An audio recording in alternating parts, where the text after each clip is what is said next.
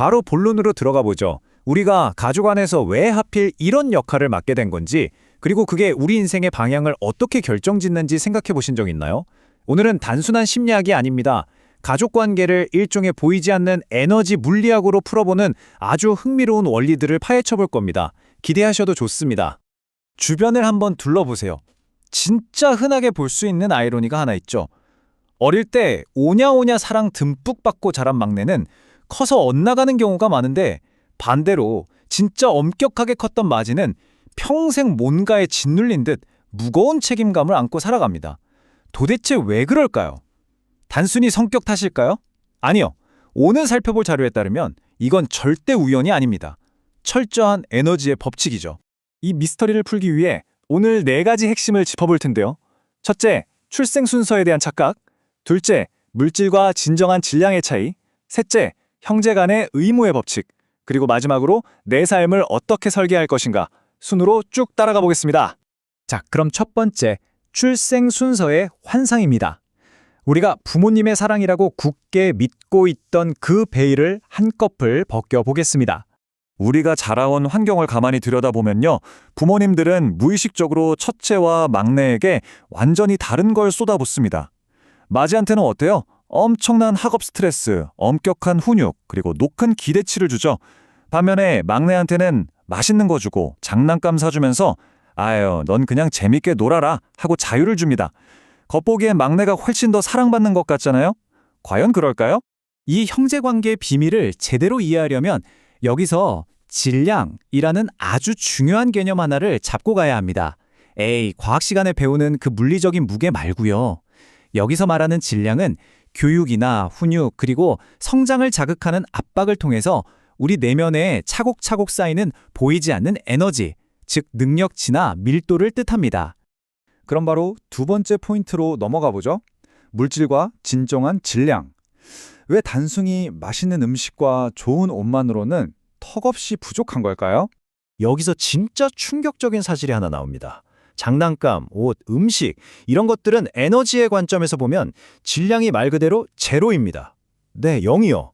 아이를 먹이고 입히는 건 그냥 생존을 위한 기본적인 보호에 불과하지 진정한 의미의 에너지적 사랑, 즉 질량을 주는 게 아니라는 겁니다.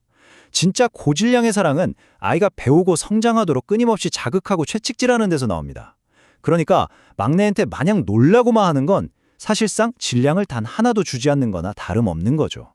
자, 그럼 이렇게 진짜 질량이 텅 빈 상태로 훌쩍 커버린 막내는 나중에 어떻게 될까요?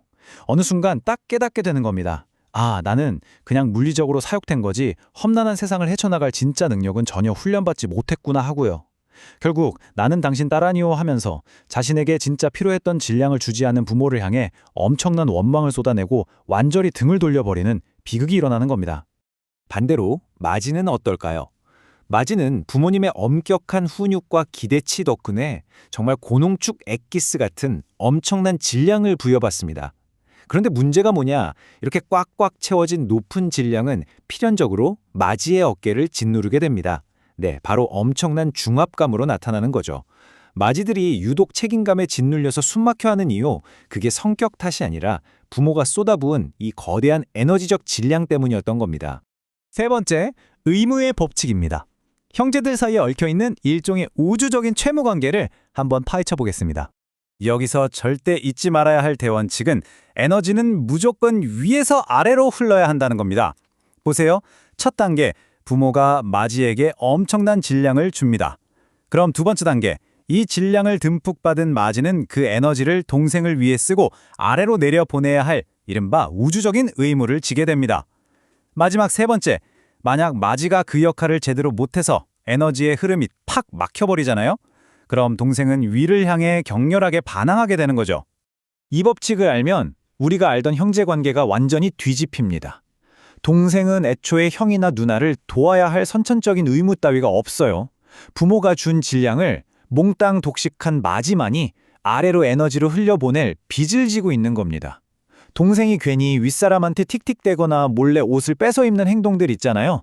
그게 사실 무의식적으로 내가 받아야 할 에너지빚 빨리 내놔 하고 청구서를 들이미는 거랑 똑같습니다. 마지가 이 내리사랑의 의무를 다하지 못하면 결국 자기 삶에 엄청난 시련을 셀프 초래하게 되는 거죠. 드디어 마지막 네 번째, 내 삶의 설계 마스터기입니다. 이 숨막히는 중압감을 어떻게 명확한 야망으로 바꿀 수 있을까요? 나를 짓누르는 이 미치듯한 중압감, 도대체 어떻게 해결해야 할까요? 정답은 아주 치밀하게 계획된 청사진, 즉 여러분만의 설계를 만드는 데 있습니다. 이거 진짜 중요한 건데요. 여러분이 지금 압박감을 느낀다는 건 능력이 부족하다는 뜻이 절대 아닙니다. 오히려 정반대요. 여러분 안에 엄청난 질량이 꽉꽉 차 있는데 그걸 제대로 풀어낼 인생 설계도가 없으니까 에너지가 갈 곳을 잃고 나를 짓누르는 자연스러운 증상일 뻔합니다. 그래서 진짜 제대로 된 설계와 한낱 졸작의 차이는 극명합니다.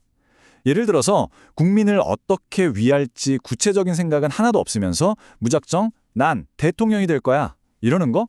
이건 자기 역량을 완전히 벗어난 뜬구름 잡는 망상, 완벽한 졸작이죠. 이러면 중압감에 깔려 죽습니다. 반면 훌륭한 설계는요, 현재 내 에너지 질량에 딱 맞춰서 필요한 요소들을 아주 스텝 바이 스텝으로 치밀하게 모아가는 과정입니다. 만약 여러분이 그동안 억눌러왔던 고농축 질량을 진짜 내 역량에 딱 맞는 정교한 설계로 전환하고 그걸 하나하나 검증하며 나아가잖아요. 진짜 마법 같은 일이 벌어집니다. 어깨를 짓누르던 그 끔찍한 중압감이 거짓말처럼 싹 사라져요. 진짜로요. 그 자리에 뭐가 남느냐? 앞으로 확 치고 나갈 명확한 추진력, 그리고 짜릿한 확신이 꽉 들어차게 됩니다. 자, 오늘 이야기를 마무리하면서 여러분 스스로에게 꼭 한번 던져보셨으면 하는 질문이 있습니다. 여러분은 지금 그동안 쌓아온 거대한 질량에 짓눌려서 무거운 중압감 속에 허덕이고 계신가요? 아니면 그 막강한 에너지를 재료 삼아 여러분만의 명확한 길을 치밀하게 설계하고 계신가요? 어릴 적 가족 관계에서부터 만들어진 이 엄청난 에너지, 이제 썩혀두지 마시고 여러분 인생의 가장 멋진 설계도로 직접 바꿔나가 보시길 바랍니다. 오늘 준비한 내용은 여기까지입니다.